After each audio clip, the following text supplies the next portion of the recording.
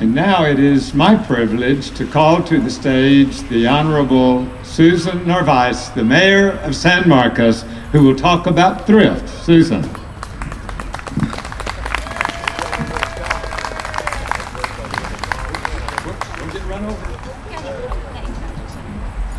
I think we should give Dr. Cheatham a round of applause. Thank you for being here all for the event. And I want to thank the San Marcos 912 Patriots for having this evening and giving us the opportunity to spend some time together in a real American way. So let's give them a round of applause and thanks. And I'd like to begin by first saying thank you to God in heaven for all that He has made and created, and for allowing me to be who I am, and for making me new every day. I was asked today to be a part of this evening on this important occasion where we are focusing on integrity, truth, and honoring our military personnel and others that protect and defend us, such as our police and fire and sheriff and all others that devote their lives to securing our very way of life. The reason we're here today is to focus on the goodness of our nation, belief in God as the center of our lives, honesty, family, justice, life, liberty, and the pursuit of happiness, the choice on how we share the fruits of our labor, our choice, challenging authority and government of, for, and by the people. Your organization also embraces 12 fundamental values that are basic to our civic life, all of those which you've heard today. And I was asked to say a few words about thrift.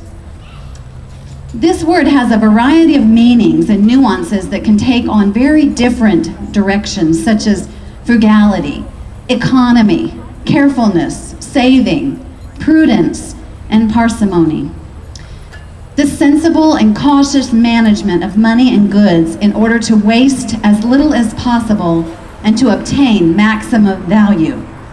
And all of these are meaningful and especially important as a citizen and for those of us that serve in public offices, where thrift in managing your money, your resources, the assets that belong to the people is vitally important to the well-being of our city and our nation.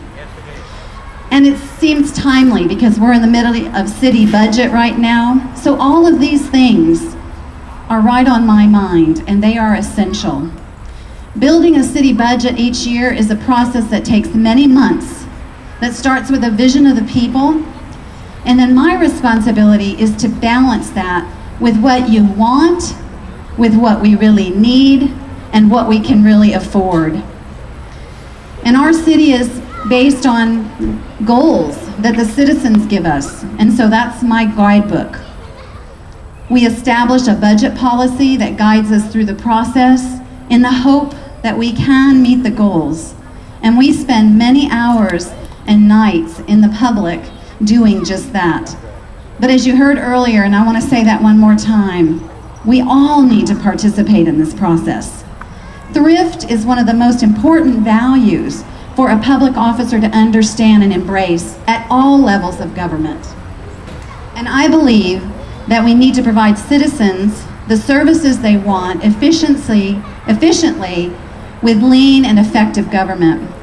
We need to keep taxes low, rates and fees fair and affordable, while supporting essential government services.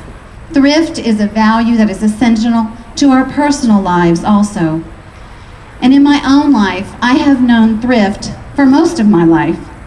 I come from an enlisted military family where my dad served in the Army Air Corps first and later the Air Force.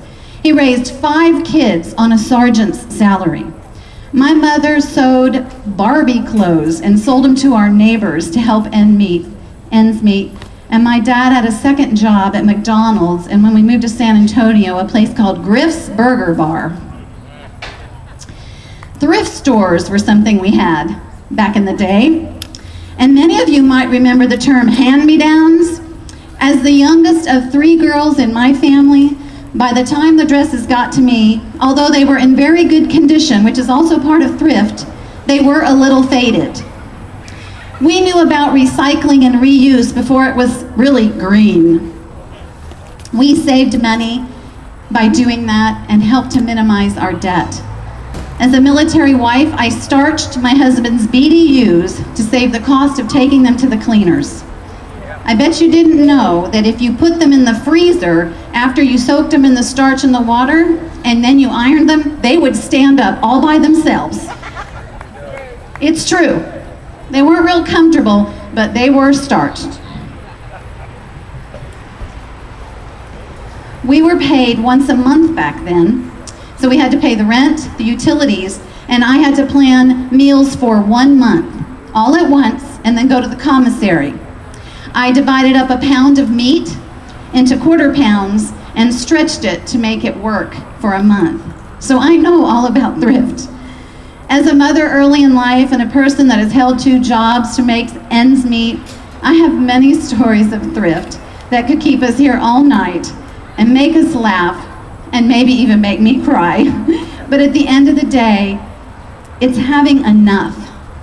That's what we should all strive for. Not having the most, but having enough. Not being wasteful, but being reasonable. Not being extravagant to impress, but being abundant in our love for each other and what we represent. Thrift gives you choices, and it sets you free from the burden of indebtedness when you cannot afford it. Thrift is a life lesson, and I am glad to have lived it. I am thankful that I have been asked to be here tonight to reflect on thrift as part of our history, how generations of the average American lived. I am proud to celebrate our heritage of being a free nation, founded by godly people who embraced Christian Judeo principles when they framed our country, and the opportunity to restore honor and praise.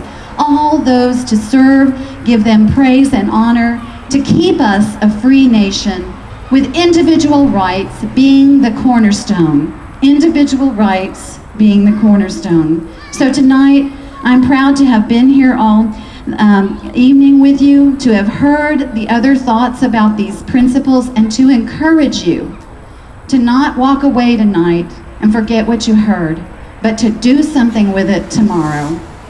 God bless you, and God bless this great country.